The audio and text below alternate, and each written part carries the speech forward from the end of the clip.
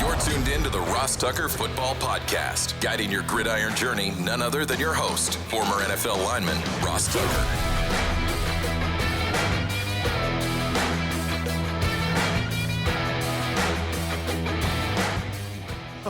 Oh, yeah, it is. But it's not just any Ross Tucker Football Podcast. It is a teaching tutorial Thursday. What does that mean? That means we've got the civilian GOAT, Greg Cosell. There is nobody better at breaking down the video, previewing these games, starting tonight, Niners, Giants, and the rest of them, than the NFL Films legend. We'll get to Greg momentarily. We, of course, are presented by DraftKings. Love those dudes. Love those of you that spread the word via social media. I'll announce a winner tomorrow. All you have to do is repost the show on any platform or like or comment or anything at Ross Tucker NFL, Twitter, Instagram, TikTok, Facebook, at Ross Tucker Pod, Twitter, Instagram, Facebook. Then we love those of you who take advantage of any of our awesome sponsors that you hear on the show. And then YouTube. We are growing like crazy on YouTube. YouTube.com/Ross Tucker NFL. If you make a comment on one of our YouTube videos and subscribe, I'm going to pick one of you and I'll give you a cameo style video for whoever you want it to be. A little shout out, if you will. Speaking of shout outs, welcome Brian Vickers, our latest patron, patreon.com/RT Media. A lot more people becoming members of the Tuckheads family. They're our private Slack channel that's for you guys and only you guys. It's Big Show time. The Big Show. All right, Greg, there's a lot to get to always. We shall start with tonight's game. It's the Niners, it's the Giants. Giants coming into this one, Greg, pretty beat up. Yeah. What will you be looking for? What do we need to know? The Giants, man, they needed that comeback against the Cardinals last Sunday in the worst way. Yeah, I'm really curious to see how the Giants can work their passing game against a really, really good 49ers defense. Daniel Jones played really, really well in the second half. I thought they made a few adjustments. They started to play more 12 personnel, and I think they knew what they were going to get from the defense, from the Cards defense once they did that. They also started throwing the ball a little more vertically down the field. Jones throws the ball well. The key will be protection as well. I guess we're speaking on a Thursday, Ross. We do not know about Andrew Thomas for this week. I think he's out. Okay, well, I thought Azudu held up very, very well this past week. And the Cards do not have poor pass rushers. They got some guys who do work it well in a Dennis Gardick. He's a really interesting pass rusher, but it's not the same as playing the 49ers, obviously. So, that's a factor in the game, but they're starting to use more motion, just like most teams in the league. So I thought, in addition to Jones throwing the ball exceptionally well, I thought the Giants did some good things tactically in that second half. But as I said, it's obviously a different deal when you're playing one of the best defenses in the league with really good players at all three levels. That's interesting about Daniel Jones. Well, they needed him to. And without Saquon Barkley, I'm assuming, Greg, they're going to have him throw it a little bit more. Yeah, and the reality is, and you saw this toward the end of last season, Brian Daboll is clearly making the move, the evolution of the offense to Daniel Jones. This team, if they're going to be a really good team, and obviously they made the playoffs a year ago, and we'll see how this year plays out, but this will have to be a Daniel Jones offense, not a Saquon Barkley offense, for this team to get to where they obviously would like to go. Some of the other games I'm intrigued by, Tennessee-Cleveland.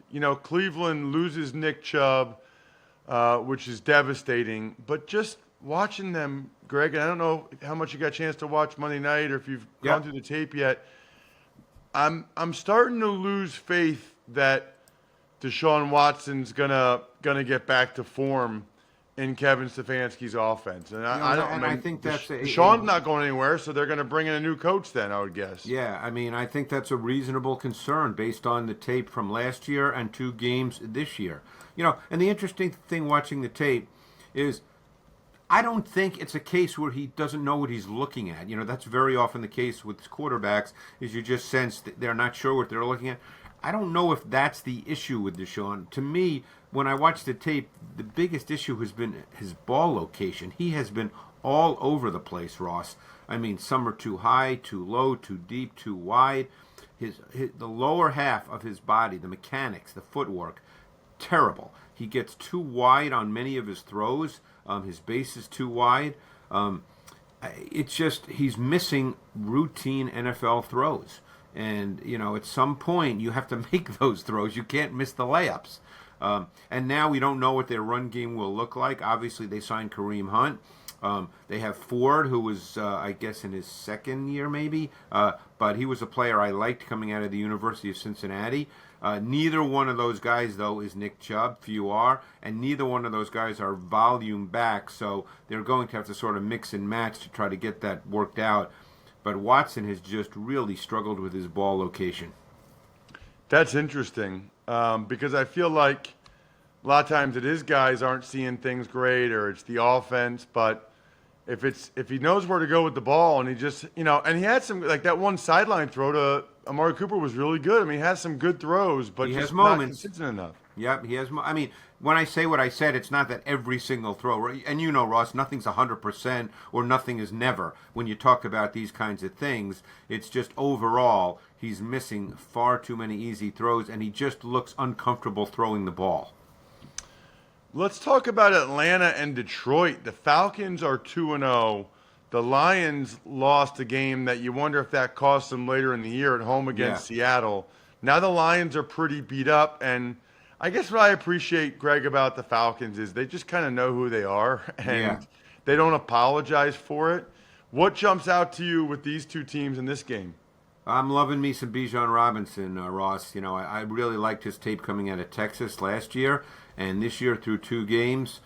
He is fun to watch, and Arthur Smith has always been a really, really good run game coach. That goes back to his time as the coordinator in Tennessee with Derrick Henry.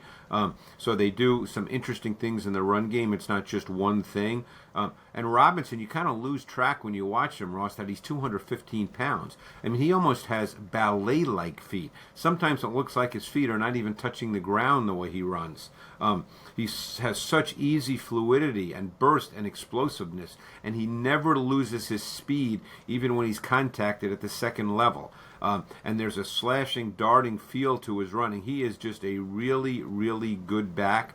And you may be familiar with the Matthew Bergeron, who came out of Syracuse, and he was a left tackle at Syracuse. He's now a rookie starting for them at left guard, and he's a very good run blocker. That's his strength, so that's shored up their O-line.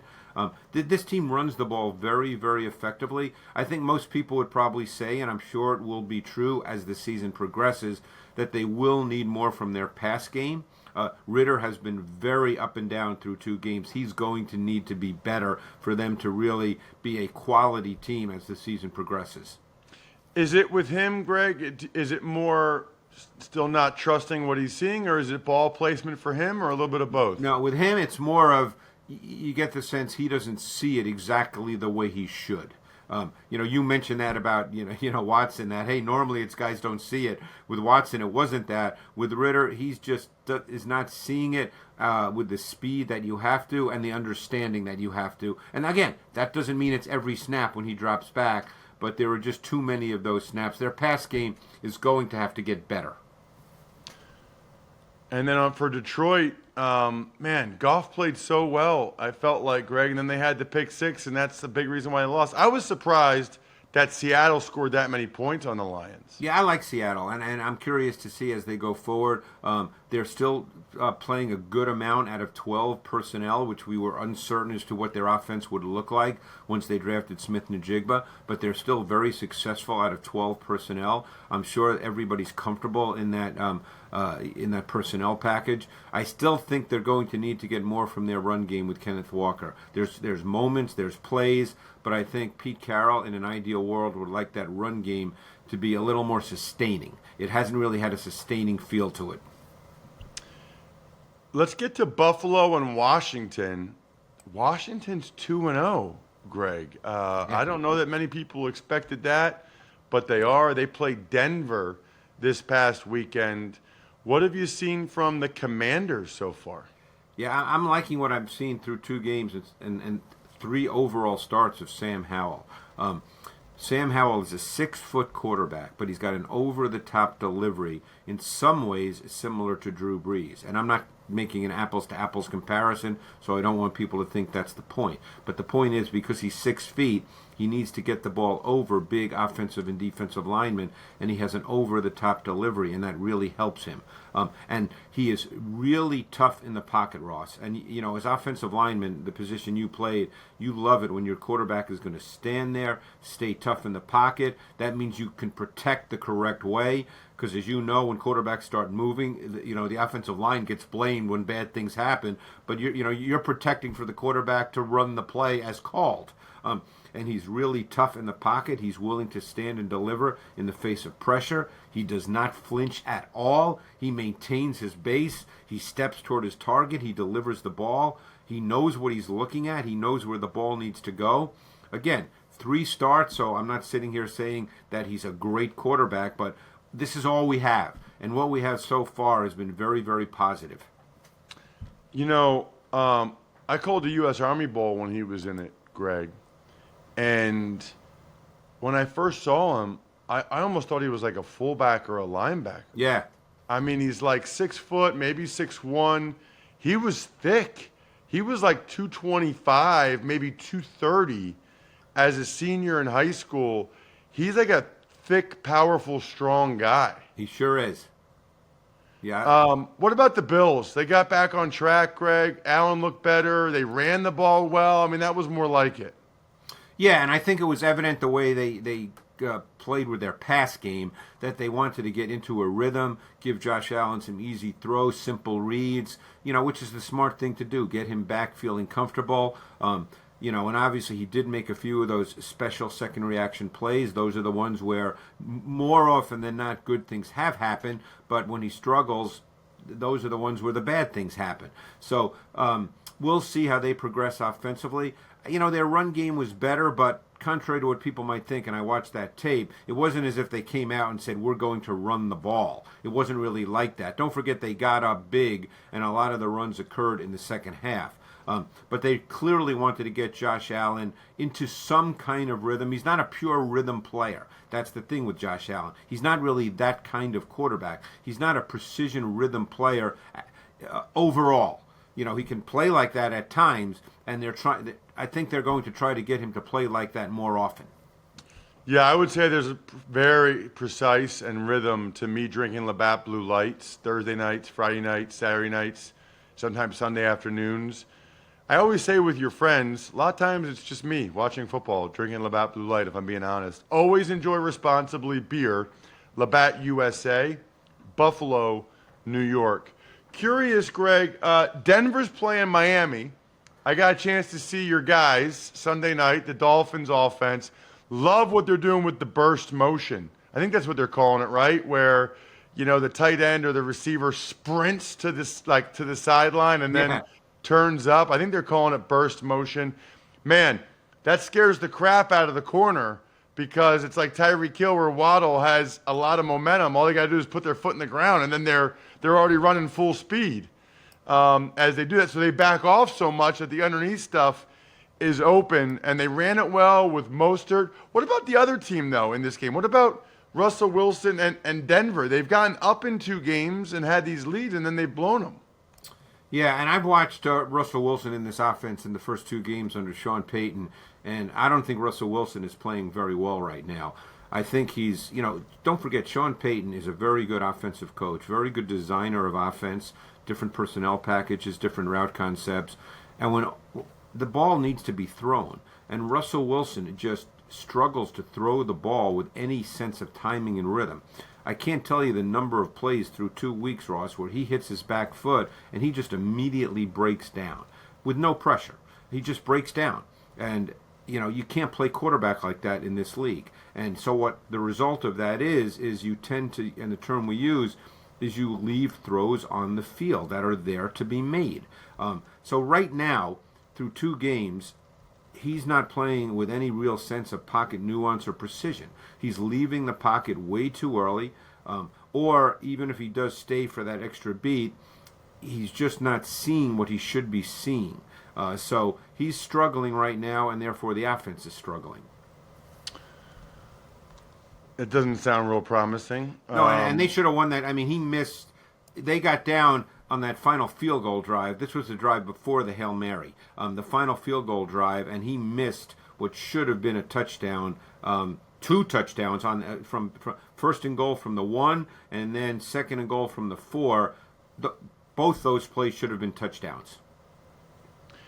What about the Bears and the Chiefs? Kind of a wild day yesterday, Greg, for the Chicago Bears. All kinds of stuff going on with that organization, with the defensive coordinator resigning, and I'll get into that stuff a little bit later. I think everybody probably wants to know, and I maybe you don't even need to say it. Maybe Justin Fields already said it himself in terms of playing too robotic or how he's playing. It doesn't look good. I know that much. Well, I don't know if I think we all have a sense of what that word means, but we don't really know. So think of it this way. When you drop back, there's a play call, okay? There's a play call with a primary read, a secondary read, and that's all based on what you get from the defense. Play calls are made with an anticipation of a defense. Sometimes you get it, more often than not you do, but sometimes you don't. So now, as a quarterback, you have to drop back and you eliminate where you're not going to go with the football. Okay, you know that based on the defense where you're not going to go with the ball, and then you isolate where you are going to go with the ball. And of course, you have to do this within a second and a half, 2 seconds, 2.5 seconds, 3 seconds tops. Okay, that's what quarterback is, and Fields is not doing that very well right now, and there's clear opportunities, play calls that clearly worked this past week, and some he looked right at and didn't turn it loose. Only he could answer that, but he's probably just not registering what he's seeing. There were other times where he just stayed too long. He got stuck on a primary read, and he just stayed on it and didn't eliminate it when it wasn't there. When there was another route to the backside that was wide open, that is part of the progression. So he's struggling right now with just processing and registering what he's seeing. And, again, you can try to frame that any way you want, robotic, mechanical, any word you want to use, but this is what quarterback is, Ross, and you've got to be able to do that and make those throws.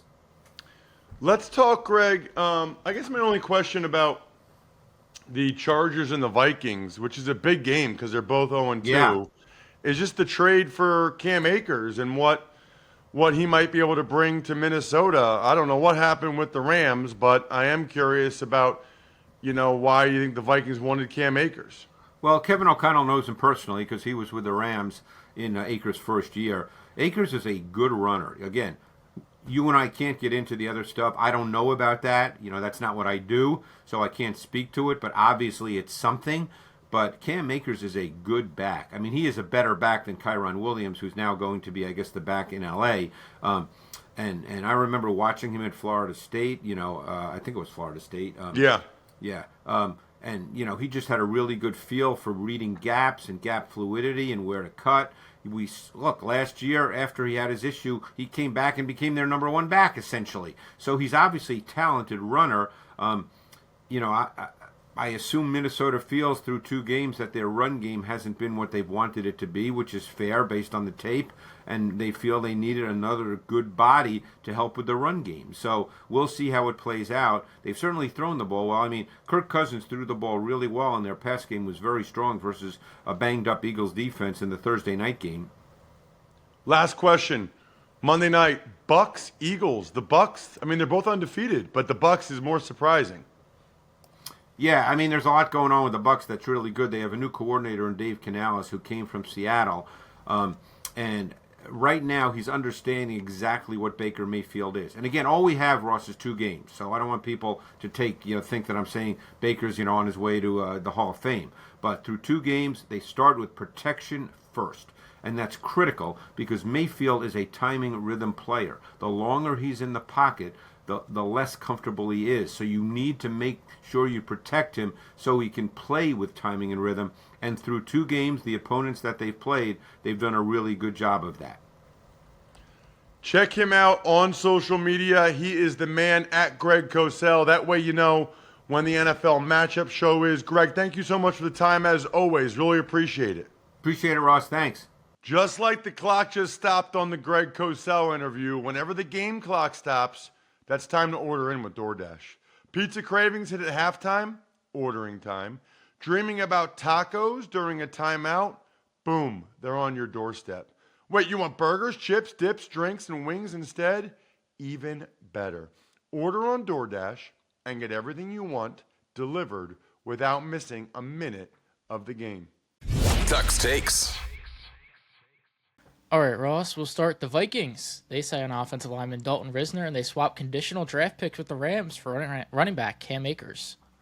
Reisner. It's Reisner, Jack. You could have gone either way there.